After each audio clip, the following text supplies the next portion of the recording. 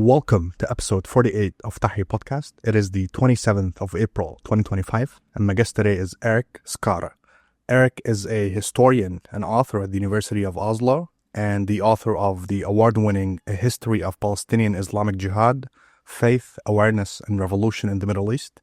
He specializes on Palestinian history with a particular focus on religion and secular politics. Skare has published extensively on Palestinian Islamism and resistance, and his work has been cited in the Washington Post, Le Monde Diplomatique, and other international outlets. In episode 48 of Tahrir Podcast, we'll be discussing his most recent book, Road to October 7, A Brief History of Palestinian Islamism, which will be published by Verso Books next week, May 6, 2025. So pre-order it. As the title implies, the book looks at Palestinian Islamist groups, their history, progressions, triumphs, and defeats from their inception up to this day, covering the Muslim Brotherhood, Hizb Tahrir, Palestinian Islamic Jihad, PIJ, Hamas, and more. Erik argues that Palestinian Islamism is far more complex and dynamic than generally assumed. The phenomena has continuously developed through disputes between moderates and hardliners.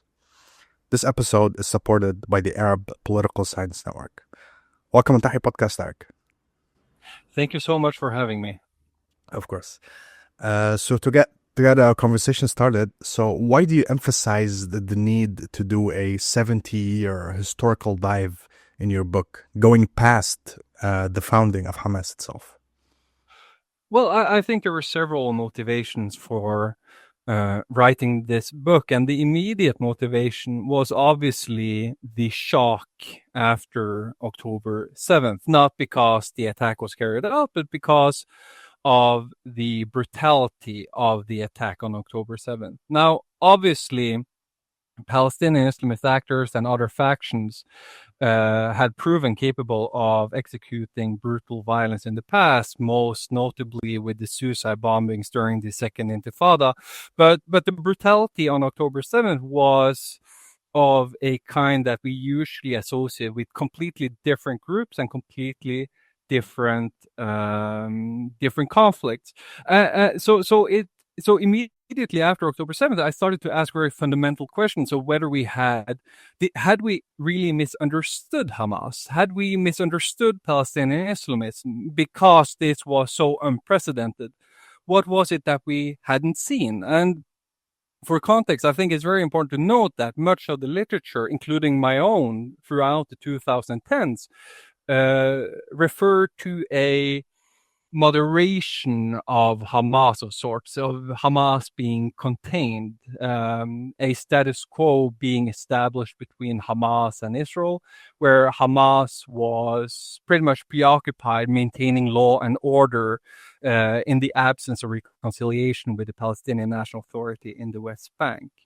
So what I wanted to do with this book was pretty much go through the existing literature on Palestinian Islamism, on the Israeli-Palestinian conflict, and assess what was it that we missed. And I wanted to compare that literature with what the Palestinian Islamists actually were saying, to compare that existing literature with primary data, looking at their books, their memoirs, their journals, their martyr biographies, and see if there was anything that we had missed. And I also compared it with what the Palestinian Islamists were actually doing. And as such, as this study progressed, I also filled certain empirical gaps in the study. Now, another motivation for doing this history was also that there were several misconceptions, especially about Hamas, that were created shortly or immediately after October 7th. For example, when the shock was still new after October 7th, there were usual accusations that Hamas was a genocidal movement, that it was a movement blindly driven by an anti-Semitic and anti-Western ideology, which I obviously think is wrong. As I show, there is considerable pragmatic maneuverability of Hamas. Hamas is obviously not ISIS. They're completely different ideologies at work and completely different logics of violence. But there are also a misconception created by the other side insofar as Hamas was portrayed as a progressive movement. Palestinian Islamic Jihad were progressive movements with long lines back to 2006, for example, when Judith Butler argued that Hamas and Hezbollah was a part of the global left. Now, for the sake of argument, let's say that Hamas and Islamic Jihad are anti-colonial movements insofar as they struggle against Israeli occupation and settler colonialism. But it does not mean that they have to be progressive or leftist. In fact, I argue that these are inherently conservative movements, which is not particular or exceptional for the Palestinian-Israeli conflict. I mean, during the French resistance during the Second World War consisted of a considerable number of conservative Roman Catholics. Now, when I wanted to go so far back as 80 years, it is not just because I'm a historian and because history is interesting and fun. I mean, obviously it is interesting and fun, but it's because history is very helpful, and it helps us with pattern recognition. It helps us understand current phenomena, and it helps us see existing structures with a new understanding. We don't take them for granted, and as such, it helps us understand current conflicts, current political phenomena in a far better light. Now, doing this history, as you asked, why not just focus on Hamas? And the problem with focusing, and I have been doing the same myself with focusing solely on Palestinian Islamic Jihad in my own work. So this is the first work that I study both Hamas, Islam Jihad, Hizb Tahrir, Palestinian Islamism as a total. And it is because very often when we focus just on Hamas and its conflict with Israel, or just Palestinian Islamic Jihad and its struggle against Israeli occupation, we miss certain dynamics in intra-Palestinian politics, where these actors are just as much shaped in interaction and competition with each other as they are in the struggle against Israel. How is the October 7th attack really explained? In order to explain the October 7th attack, I think it's worth referring to the analytical framework of the book, where I assess the development and both the emergence and development of Palestinian Islamism through the lens of the competition between moderates and hardliners, especially within Hamas. Now, it's worth pointing out that when I refer to hardliners and moderates, or hawks versus doves, it usually refers to two specific issues. Now, one issue is the territorial aspirations within Hamas or Palestinian Islamic Jihad, where hardliners usually favor the establishment of a Palestinian state between the Mediterranean Sea in the west and the Jordan River in the east, while moderates or doves usually open up for a two-state solution with the establishment of a Palestinian state next to an Israeli one. The other issue is the question of violence. Now, hardliners will usually emphasize and stress the need for armed struggle as the most feasible means to liberate the Palestinians from Israeli occupation. Moderates, on the other hand, will usually wish to prioritize other means such as political reform or social work, and they will also very often reject the most extreme or most brutal forms of violence. Ismail Abu Shanab, for example, the deputy leader of Hamas, who was assassinated by the Israelis in 2003, for example, was notable for his rejection of suicide bombings during the Second Intifada. And what path Hamas has taken has largely been shaped by the competition between moderates and hardliners within. If hardliners have had the upper hand, that has usually meant the escalation of violence, while if the moderates have had the upper hand, that has usually meant the enablement of ceasefires. And I suppose it's very important to qualify this, the moderate hardliner binary, as an analytical framework, saying that it's a very feasible analytical framework for the movement as a whole, but it's very difficult to operationalize it on the individual level because members of Hamas and leaders of Hamas are complex human beings, just as you and I are. It's perfectly possible for a member of Hamas to be hardliner in one question and being equally moderate in another. I mean, one example is Saleh al-Aruri, who was assassinated by Israel in January 2024, the deputy leader, who was notable for being a hardliner on the question of armed struggle, in the sense he was a co-founder of the Saddin al-Qassam brigades in the West Bank in the 1990s, and he was one of the principal drivers for arming militants in the northern West Bank from the 2020s. But he was also one of the principal proponents for reconciliation with the Palestinian National Authority in the West Bank and for organizing new democratic Palestinian elections. And he was noticeably close to Jibril Rajoub in Fatah. And we also see that they change position over time, just as you. I can only assume that you don't have this exact same political convictions that you had 7 or 10 years ago. We change over time, and so do I. And what we see is that it's possible to be a hardliner and becoming a moderate, and it's perfectly possible to be a moderate turning into a hardliner. And the example I use of this is Mahmoud al-Sahar, who today is known as a hardliner within Hamas, who often refers to Fatah as traitors and quislings.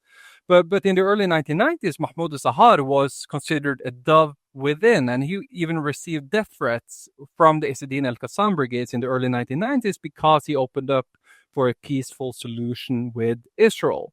Now, it was only during the Second Intifada when the Israelis tried to assassinate him by dropping 1 ton of explosives of his home, which he survived, but it killed his son and maimed his daughter, that he turned into one of the most ardent hardliners within. So we see position change. These are not static positions.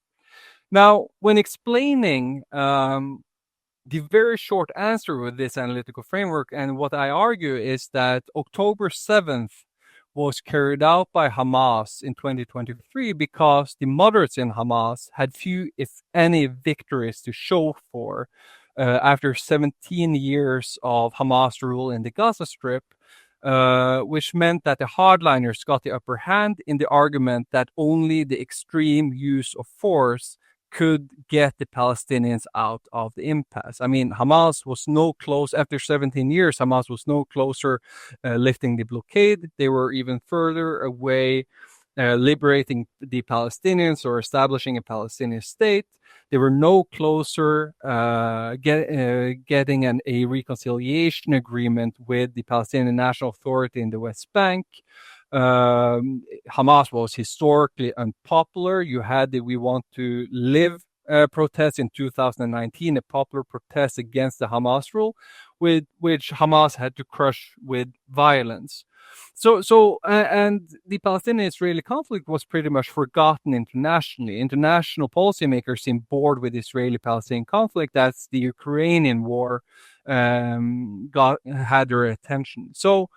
And then you also had obviously the normalization agreements with Israel and with several Arab states, which meant that there were those, for example, Yahya Sinwar, Mohammed Deif, the leader of Hamas in Gaza and the leader of the Saddin al-Qassam brigade, who argued that, well, we are completely at an impasse. This governance project has turned into slow suicide, and the only way to get out of this impasse is by forcing the hand of Israel by executing brutal violence. And the hope was obviously not just to lure Israel into a new ground conflict or a new war in Gaza, but also that the war would spread to the West Bank with a new uprising there, with Hezbollah and Iran finally joining the conflict. So in a sense, the hope was that this would be the final countdown that would hopefully liberate the Palestinians. And to go back a little bit, In the book, you make clear that the seed, basically, for Palestinian Islamism was actually started in Egypt, not in Palestine. So could you maybe elaborate on that and that progression? Right. The seed of Palestinian Islamism was planted in Egypt in two ways. I mean, in one way, it was planted in Egypt in the sense that the Muslim Brotherhood was founded by Hassan al-Banna in Ismailia in 1928, and it was only from Egypt that and given that the Muslim Brotherhood in Egypt is the mother movement of sorts of Islamism, the way we know it today, it spread from Egypt to the Mandate Palestine, with the formal establishment of the Muslim Brotherhood branch in Jerusalem in 1946. And in some way, the Muslim Brotherhood in Palestine was pretty much identical to the Muslim Brotherhood in Egypt insofar as they stressed the spiritual decline in Palestine as a source of the impasse of the Palestinians. They were no longer practicing their religion correctly, and thus they were unable to liberate themselves. And only by engaging in proselytization, by engaging in social work, studying the Quran, would the Islamic society emerge from the ground up. And with the ideological foundation in place, only then could they liberate themselves. Only then would they be prepared to join the armed struggle. So the Palestinian Muslim Brotherhood, although we take for granted that Palestinian Islamist actors participate in the Palestinian armed struggle today, the Muslim Brotherhood, the forerunner of Hamas, refused to do so. They refused to participate in the armed struggle, and they refused to engage in any form of political work. They were very much a social and religious movement. That being said, I think it's very important to emphasize that Palestinian Brotherhood Islamism was not the same in the Gaza Strip and the West Bank. It bifurcated very early on, where Gazan Islamism was far more aggressive and confrontational than in the West Bank, where it developed to become very inherently conservative and stagnant. And one reason is dynamics specific to the Gaza Strip and the West Bank, and other in and of themselves, and other dynamics that were specific to the Jordan and to Egypt, which controlled the West Bank and Gaza after the Nakba in 1948. Now, I think it's important to note, to remember that most of the surface in the Gaza Strip consists of sand. So the majority of the original Gazan population lived in Khan Yunis to the south and Gaza City in the center, with a considerable number of Bedouins in between, right? Now, although in 1948, with the Nakba and the influx of refugees, the social cleavages between the city dweller, and the peasant and the Bedouin obviously persisted. But as Palestinian refugees now outnumber the original population in the Gaza Strip by 3-1, it introduced another social cleavage in Gazan society between the original inhabitants, the Muwatinun, the citizens as they were called, and the refugees. And because of the limited size and resources of the Gaza Strip, the Gazan refugees were never fully absorbed politically and socially to the Gaza Strip. In fact, the original citizens of the Gaza Strip feared that the Palestinian refugees working on their land would end up taking that land. So they turned inwards, and the Palestinian refugees in the Gaza Strip, unable to be absorbed in Gazan society, also clung to traditional forms of social organizing and identity. And all of this obviously prevented the emergence of new social and political structures. In addition, after the Nakba, there were also differences in the way the Gaza Strip and the West Bank was ruled. I mean, the Gaza Strip came under Egyptian administration, and the West Bank was annexed by the Jordanian Hashemite kingdom. And Jordan and Egypt have two very different aspirations for the Gaza Strip and Jordan. Now, Jordan fully annexed the West Bank and granted the Palestinians in the West Bank full citizenship. Now, the Egyptians, on the other hand, stressed the existence of a Palestinian identity and the limited or the temporary nature of Egyptian rule in the Gaza Strip. But Egypt, nevertheless, suppressed any political organization in the Gaza Strip, trade unions, and civil institutions, while the Jordanian Hashemite kingdom allowed a West Bank opposition and the establishment of political parties there, which meant that again you had other means than violence in the West Bank to mediate conflict, while in the Gaza Strip it grew far more confrontational, and that obviously affected the development of Palestinian Islamism in the Gaza Strip and the West Bank, and it's no coincidence, therefore, that both Hamas and Palestinian Islamic Jihad was founded in the Gaza Strip. The other seed that I refer to is obviously the seed of Palestinian Islamic Jihad, in the sense that Palestinian Islamic Jihad, the founding fathers of the movement, did not meet in the Gaza Strip. They met as young Palestinian students in Cairo and in Azagazig, where they met and discussed and tried to figure out a way forward after the Arab defeat in 1967 with the commencement of the Israeli occupation. And what were the foundational differences between the Palestinian Islamic Jihad, PIJ, and Hamas in terms of tactics and beliefs? Well, I think it's, again, as I noted, today we take for granted that the Islamist movements partake in the armed Palestinian struggles. But if you were a Palestinian in the Gaza Strip, I think context is important. And if you were a Palestinian in the Gaza Strip in the early 1980s, and you wanted to participate in the armed struggle against the Israeli occupation, there was no viable organizational vehicle for you to join. As I mentioned, the Muslim Brotherhood refused to participate in the armed struggle. They engaged in social services, they proselytized, they had their activities through their mosques, hoping to bring forth liberation through the salvation of the individual. The PLO, on the other hand, was by the early 1980s both politically and militarily irrelevant. It was politically irrelevant after the PLO was evacuated from Beirut in 1982 to Tunisia, and it was also militarily irrelevant after the PLA, the Palestine Liberation Army, the armed wing of the PLO, had been grounded to defeat in the Israeli counterinsurgency in the Gaza Strip from 1969 until 1971, 1972.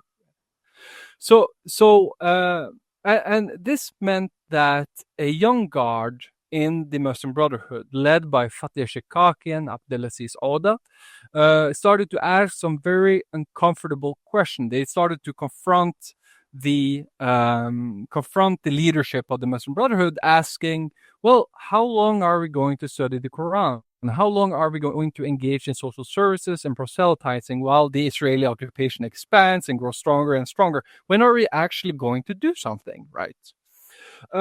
And this was an extremely controversial issue. And you suddenly see a civil war is obviously an exaggeration, a hyperbole, but conflict emerged within the Palestinian Islamic movement in the Gaza Strip, insofar that the followers of Fatih Shikaki and the follower of Ahmed Yassin, the spiritual guide of the Muslim Brotherhood and later Hamas, started to fight. The fist fights erupted in the mosque of Gaza.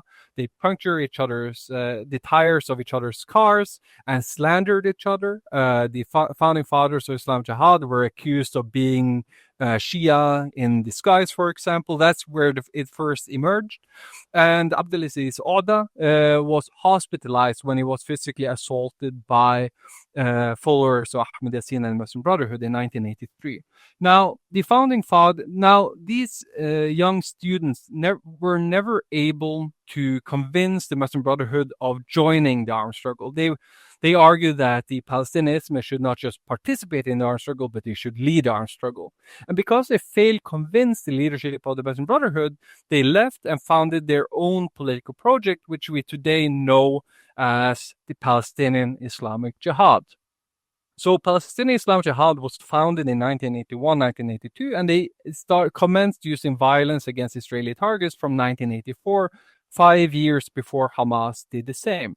And now, obviously, one of the principal differences between the Muslim Brotherhood and Palestinian Islamic Jihad for those 5 years was obviously violence. And for a long time, we have focused on Palestinian Islamic Jihad as just the more radical little brother of Hamas, the little brother that refuses to participate in elections, who does not engage in social service to a particular extent, and who's just angrier and meaner and more violent and less compromising than Hamas. But what has not been sufficiently stressed is that the emergence of Palestinian Islamic Jihad was not just about the armed struggle, but it was just as much an intellectual project, insofar that Fatih Shikaki, Ramadan Abdallah Shallah, Mohammed Hindi, Abdelaziz Oda met as young intellectual students in Egypt, as I mentioned. And they were largely formed by two events in the region. One was obviously the Arab defeat in 1967, when Israel crushed Egypt and Syria and started occupying the Palestinian territories, when the ideological world for these students crumbled. Fatih Shikaki, for example, was an ardent Nasserist in his teens. He had a solid belief in Nasserism, in Pan-Arabism as the ideological vehicle that would liberate the Palestinians. But when Israel occupied the Gaza Strip, the Golan Heights, and the West Bank in 1967, his ideological world crumbled. And only in religion, the way he explains it, it was only in religion that he found answers to the way forward. And it was the same for many of these Palestinian students who met on Egyptian campuses, where they tried to find a way forward, and they engaged in polemics and discussions with Egyptian communists, with Nasserists, with other Egyptian Islamists such as El Jama'ah al-Islamiyya, and they also had contact with Takfir wal-Hijra, and they were open-minded doing so. They did not, obviously they read Sayyid Qutb, obviously they read Hassan al-Banna and Rasali and so on and so forth, but they also read T.S. Eliot, they also read Fyodor Dostoevsky, they also read Jean-Paul Sartre, they read the Middle Eastern history about the anti-colonial struggle from Abdul Qadir al-Jazairi and Omar al-Mukhtar and so on, so forth. So, and the way they explain is that the emergence of Palestinian Islamic Jihad was just as much a rejection of the dogmatism of the Muslim Brotherhood. It was just as much the idea that they wanted to be true to their religion and go to the cinema at the same time. They wanted to read and discuss and be open to new ideas without being limited by the orthodoxy of the Muslim Brotherhood. So in a sense, you could argue, and so in a sense, the emergence of Palestinian Islamic Jihad and its intellectual heritage meant that you had two very distinct social practices on the ground in the occupied territories, two different Islamist social practices on the ground. Now the Muslim Brotherhood was preoccupied preventing vice. They wanted to enjoin what was good and forbid what they perceived was evil. So they firebombed stores selling alcohol. They attacked libraries that they perceived spreading atheist literature. They chastised unmarried couples holding hands, and they yelled at you if you were dressed improperly and so forth. But Palestinian Islamic Jihad never cared about that stuff. They would prefer stores not to sell alcohol, but they viewed all of that stuff as a digression. It was a distraction from the one thing that meant something, which was the armed struggle against Israel. For them, you would have liberation in order to have Islamization once Palestine was free. But for the Muslim Brotherhood, you had Islamization for liberation, Islamization conditioned liberation. So, in a sense, I argue that the Palestinian Muslim Brotherhood Islamized the Palestinian cause in the sense that they stressed the need for an Islamic observance in the Palestinian struggle, while Palestinian Islamic Jihad Palestinianized Islam, not just by stressing Palestine as the launching pad, but the very precondition for the Islamization, not just of Palestine, but the entire world. So we have two very distinct Palestinian Islamist movements that are far more different than initially assumed. And how did their rivalry end up turning into an alliance in the early 90s? Now, I think much of the main explanation for Hamas and Palestinian Islamic Jihad having a far more cordial relationship is obviously the fact that Hamas joined the armed struggle. So that was obviously the main issue between the Muslim Brotherhood and Palestinian Islamic Jihad, and both obviously signed the Charter of Brotherhood and Cooperation in 1992, where they agreed that any disagreement between the two would be settled not with violence, but through non-violent mediation. The other reason is obviously that Hamas pragmatized its core attitudes throughout the 1990s, where it got rid of much of its initial reactionary dogmatism in the 1980s. Now that being said, there has always been competition between Palestinian Islamic Jihad and Hamas, which intensified after Hamas became a governance actor in the Gaza Strip from 2007. And what are the biggest misconceptions that people hold about Hamas and the PIJ in terms of ideology, tactics, geopolitical position, and so forth? Well, I mean, it depends. When it comes to Palestinian Islamic Jihad, I think it's precisely what I mentioned earlier, that the emergence of Palestinian Islamic Jihad was not just about the armed struggle, but it was also an intellectual project. And as such, the main misconception is obviously perhaps because of its name, because the movement name is Islamic Jihad, one often associated with other groups such as Al-Qaeda and Islamic State. But in fact, the justification for existence, because of the ideological product and because so many of these founding fathers were former secular nationalists from the PLO and even from the PFLP and the FLP, the justification for existence for Islamic Jihad was the intermediate position between the PLO and Hamas, where many Palestinians view Islamic Jihad as a far more moderate movement than Hamas. And this was obviously a position that Fatih Shikaki and Islamic Jihad was happy to exploit. I mean, Khalid Hurub, the wonderful Hamas scholar, referred to an interview with Fatih Shikaki, where Fatih Shikaki was asked what Palestinian Islamic Jihad's next journal would be called. And he laughed and noted that, well, the journal of PLO is called Revolutionary Palestine, Palestina Thora, while the journal of Hamas is called Muslim Palestine, Palestina al-Muslima.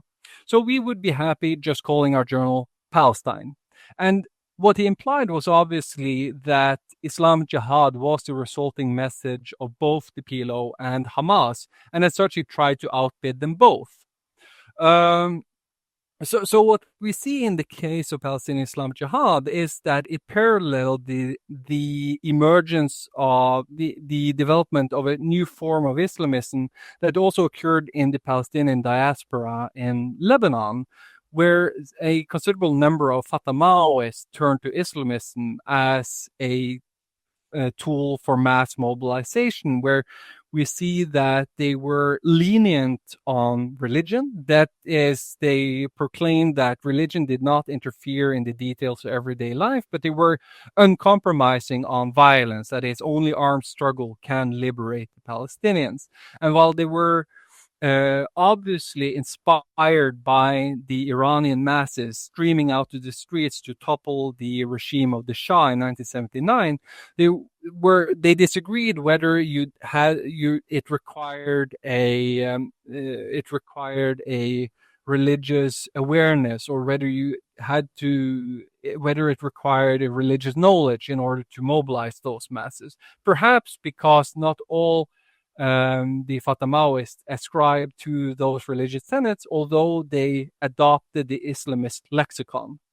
Now, when it comes to Hamas, what are the most usual misconceptions? I think it is those conceptions that I referred to in the beginning of this interview, which depends entirely on your political sympathies. People who tend to be more sympathetic to Israel and more critical to the Palestinian cause will usually claim that Hamas is a uncompromising jihadi movement. As you remember, you had the hashtag after October 7th with the hashtag Hamas is ISIS, that is blindly driven by an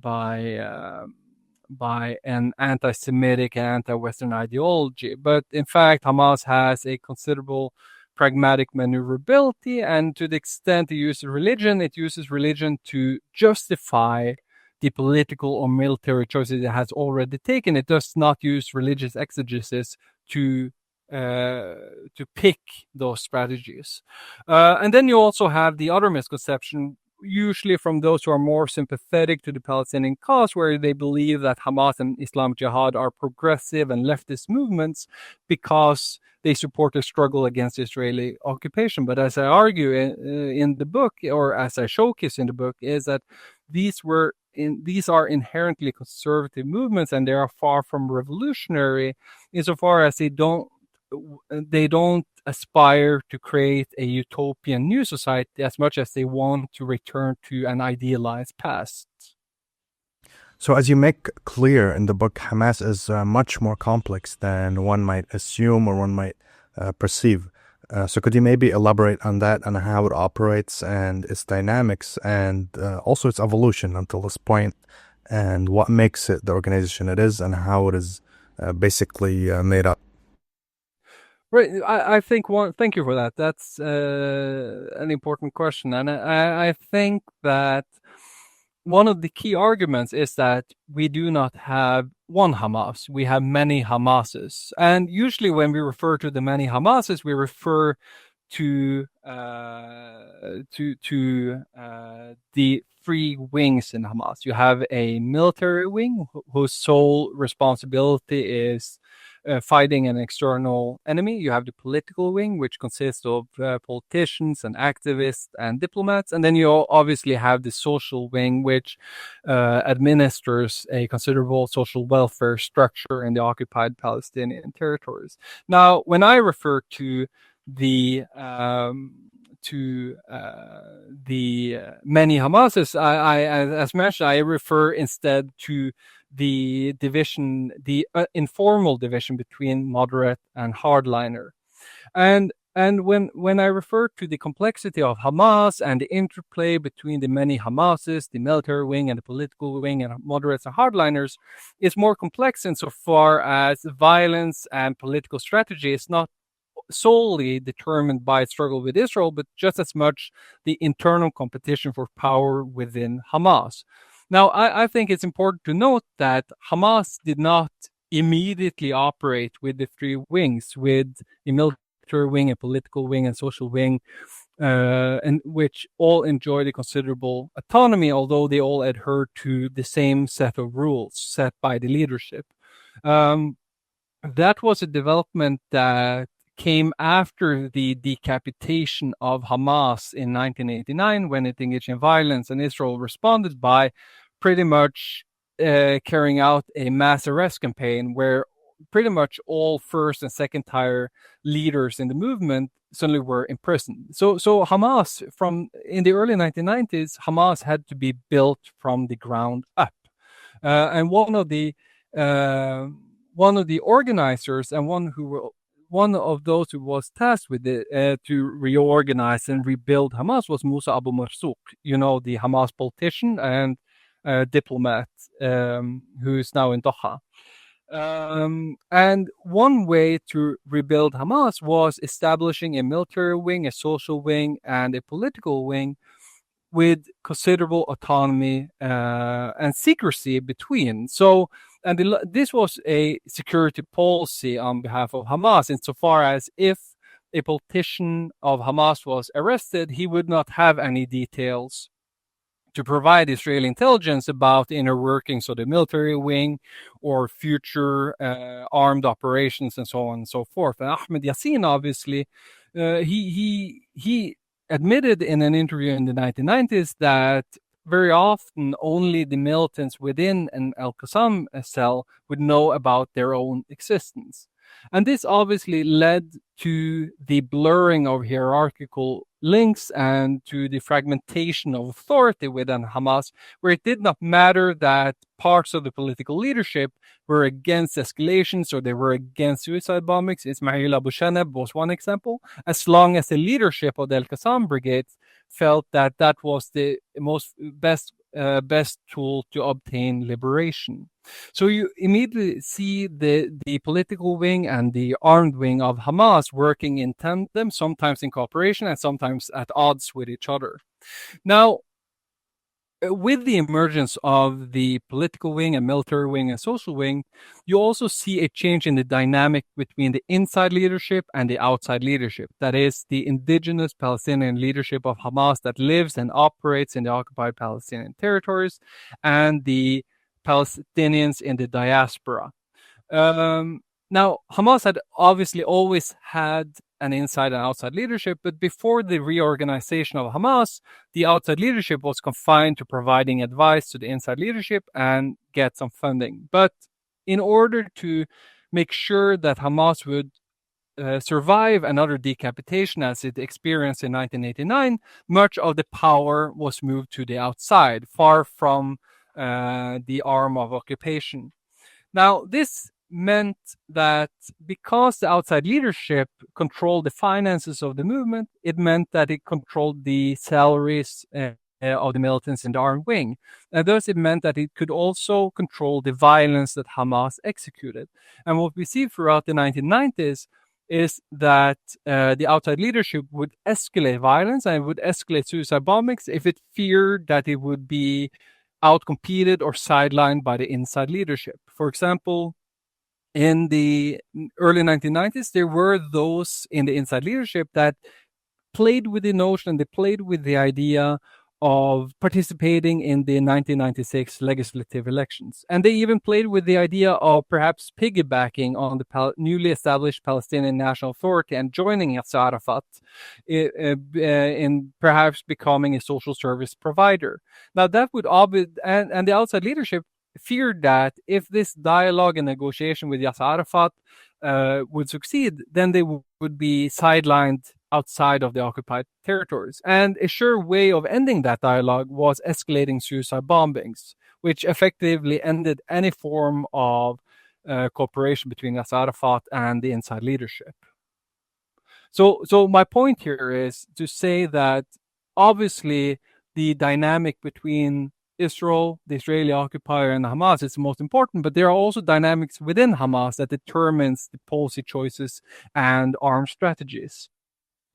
Definitely. And my last and final question is how all of that paved the way to the October 7th attack.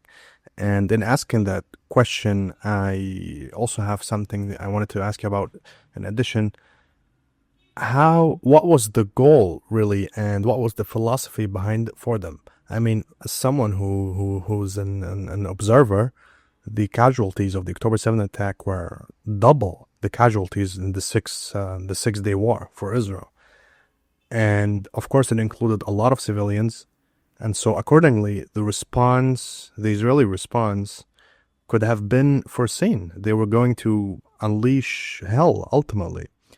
I mean, obviously, this level of barbarity and this level of carpet bombing of civilians in the thousands, maybe that could have not been foreseen, but that kind of response could have been predicted in some way following the attack and how it took shape. So I'm also curious what you think about that. Well, I think there are 2 points. If you take the last point first, could it be foreseen, the Israeli response? Well, I think, first of all, I think the Israeli response to the attack on October 7th, I would be very surprised if that is not considered genocide in the legal sense of the word. At least it is genocide in the political sense of the term, not just because of the brutality and not just because of the extremely high civilian casualty number, but also because of the statement by Israeli leaders, which, to the extent that I'm any expert on international law and the rules of war, would imply intent. But could it be predicted? Well, obviously the intent was to lure Israel to provoke Israel into engaging in a new war inside Gaza, where Hamas would suddenly be on home turf, where Israeli casualty numbers would be far higher than with the rockets being sent aimlessly and needlessly into Israeli territory. But no, I don't think that they expected such a brutal response. First of all, because I believe Hamas and Yahya Sinwar, Mohammed Deif, and Marwan Issa and the Assadin al-Qassam brigades and Hamas, they did not predict that they would be able to execute the attack on October 7th with such little resistance from the Israeli army. And in this sense, the October 7th attack, because the Israelis ended up being so helpless, because the Israeli army had required such a long time to repel the attack, the October 7th attack was, in a sense, a catastrophic success. That the Israeli casualty numbers were so high, which was obviously exacerbated by the brutality that we saw on the GoPro cams of the Assadin al-Qassam militants themselves. Now, and I think it's very revealing. One of the most revealing things after what I think was the interview with Musa Abu Marzouk in the New York Times, I think, if memory serves me right, where he plainly and bluntly stated that if I had known that the Israeli response or the result of the October 7th attack would be this devastation, this complete destruction of the Gaza Strip, I would not have supported it. And obviously, it's equally revealing that shortly after, Hamas went out and said, well, he was quoted out of context. That's not what he meant, etc. Which obviously implies the different drivers that work within Hamas, the different voices, the different sides, because there has always been this discussion within Hamas, not just the means and aspirations, but also what Hamas is and for whom the movement is. Now, looking at the prelude to October 7th, and this is important to note, although it's reasonably late saying so, that this book is not about October 7th. It's not about October 7th. It's not about its aftermath. It's about its prelude and broader historical context. But I think and how we understand October 7th depends very much on where we begin. Obviously, I begin in 1928. But if you look at October 7th in isolation, I think it's worth looking at the legislative elections in 2006, where the moderates in Hamas was able to convince the movement to participate in the legislative elections in 2006. Now, there were those in Hamas that vehemently rejected legislative participatory election, to participate in the legislative election in 2006 because they wanted to continue the Intifada. The leadership of the Al-Qassam Brigades is obviously one example, because given that the Al-Qassam Brigades has usually played a traditional role of hardliners. But they were weakened by years of urban warfare and with consistently high casualty numbers, and because the Palestinian population had grown weary and tired after years of bloodshed. Now, participating in the legislative election, Hamas obviously knew that they would do well, but no one expected them to actually win the elections. And the problem here is that while the moderates, in order to create a unity government with Fatah, who refused to do so to form any government with Hamas participating. And in order to secure international recognition, the moderates first argued that they should participate in the elections, and then that they had to commit certain compromises. Hamas was willing to accept a two-state solution after it won in 2006, and was also willing to grant the PLO the responsibility of negotiating on behalf of the Palestinians. Now, for the quartet, that is the UN, the US, Russia, and the EU, this was not good enough. That only by adhering fully and principally to all the demands of the quartet would the quartet be willing to accept a Hamas government. Now, this obviously obliterated the authority and political capital of Hamas moderates, such as Ahmed Youssef, who had argued that this was the right way to do. But the only thing they got in return was full international boycott and blockade of the Gaza Strip. And they were quickly outvoted in the internal elections in 2008, where we see that hardliners, often from the Al-Qassam brigades, were voted in their place, hardened by years of war and bloodshed during the Second Intifada. And throughout the 2010s, we see that hardliners are strengthened within Hamas. First of all, we see that more and more Al-Qassam militants are elected into the local council in the Gaza Strip. But we also see the ascendance of Yahya Sinwar, the old Majd militant, who was imprisoned from 1988 until 2011, who rose to ascendancy within, first as the security chief of Hamas from 2015, and then the leader of Hamas from 2017. Now, with Yahya Sinwar's rise to power, we also see the blurring of... So there are several dynamics that work throughout the 2010s. So first are dynamics specific to Hamas that is important to understand. One is the ascendance of the hardliners, Yahya Sinwar, but you also see the blurring of the initial separation between the armed and political wing. Now, Mohammed Deif was the leader of the Al-Qassam brigades, but reportedly, because he was considerably weakened after surviving several assassination attempts by Israel, it meant that it was Yahya Sinwar and Marwan Issa who actually led the movement, the armed wing, in its daily practices. So you see the blurring between the political wing and the military wing, where Yahya Sinwar pulls all the strings. Now, you also see the outside leadership losing power within the movement because of a mismanagement of the changes in the regional power balance. Now, as you know, Hamas cut its relationship with Iran and Damascus from 2012, but that did not mean that Iranian funding stopped to Hamas, but instead it was channeled directly to the Gaza Strip and to the Saddin al-Qassam brigades there, as communication lines between the Gaza Strip and Tehran continued. And Marwan Issa, for example, the deputy leader of the Saddin al-Qassam brigades, traveled numerously between the Gaza Strip and Tehran to coordinate funding.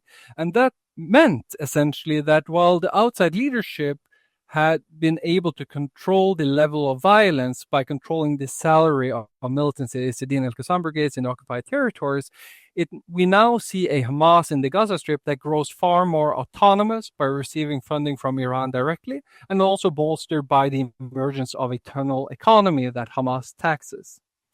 And with all of these changes taking place internally in Hamas, we see that Hamas is unable to obtain obvious political change. They are struggling to obtain any political victories, as it has to balance on a very thin and very delicate line between being an actor of governance and maintaining its ethos as a resistance movement. It is no longer just deemed by its resistance credentials, but also its ability to provide services to the population of the Gaza Strip and maintain law and order there. And Hamas is immediately aware of this balancing act. Already in 2007, did Ismail Haniyeh ask the other armed faction not to send rockets into Israel, because Ismail Haniyeh knew that that meant close border crossings with no import of fuel, food, medicine, building materials, whatever a human being needs to live a decent life. And because Hamas is struggling in this balancing act, we see another Islamist actor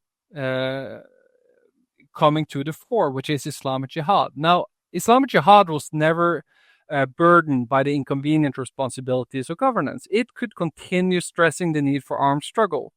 And because the Palestinian civilian population in the Gaza Strip is now impoverished, we see the unemployment rate skyrocket. We see the same thing with the poverty rate, the unemployment rate, and because the Gazan population, we see in the opinion polls that they no longer believe in negotiations in order to obtain liberation and a Palestinian state, but increasingly believe that only armed struggle can do so. We also see that Islamic Jihad becomes more popular at the expense of Hamas. So this means that the governance project of Hamas turns into a slow suicide. Hamas is slowly drowning, and the only way, as I argued earlier, to get out of this impasse where absolutely nothing is happening is to carry out the October 7th attack. And this is partly explained also by the Israeli policy. I think Tariq Bakouni aptly observed how Hamas in the Gaza Strip was a very favorable situation for Benjamin Netanyahu, in the sense that Hamas turned into this trump card. On the one hand, Hamas was perfectly suited, and it proved surprisingly adept at maintaining law and order in the Gaza Strip and restraining the other armed factions, such as Palestinian Islamic Jihad, from launching rocket attacks into Israel, while at the same time being the crown argument for never lifting the blockade. All right. Any closing remarks? Buy the book. Yeah, definitely pre-order it. I'll leave a link in the description, and can you hold it up so people can see if I have a copy of that? Perfect. Yeah, get yourself a copy, and all the links are going to be in the description. Thank you so much for listening. Thank you for having me. Of course.